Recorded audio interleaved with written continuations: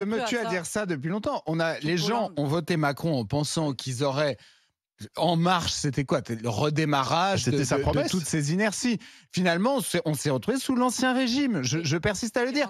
Et d'ailleurs, je pense que le fait que nos décideurs publics soient à ce point-là dans le fromage, puisqu'il faut voir ce que c'est, pardon, ça passe pour du populisme, mais c'est réel, je veux dire. En France, tous les anciens ministres de l'Intérieur, tous les anciens premiers ministres ont voiture avec chauffeur et garde du corps à vie. En France, vous êtes Agnès Buzyn, vous êtes mise en examen pour avoir pris vos jambes à votre cou au moment de la crise du Covid et vous êtes pourtant médecin. On vous trouve un job de pantouflage total à la Cour des comptes, payé une tonne. En France, vous êtes Pierre Moscovici, patron de la Cour des comptes, vous cachetonnez à 25 000 euros.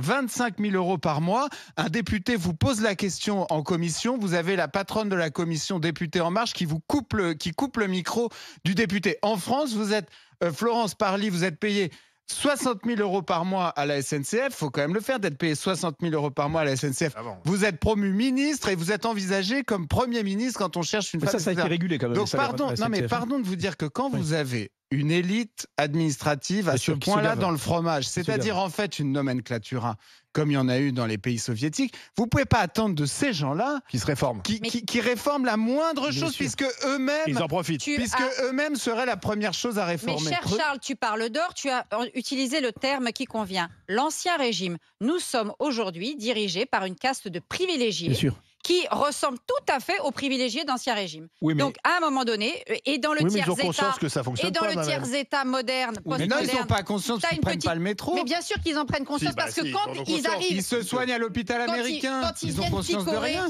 C'est vrai, ils ne seront pas victimes, leur enfant atteint de bronchiolite.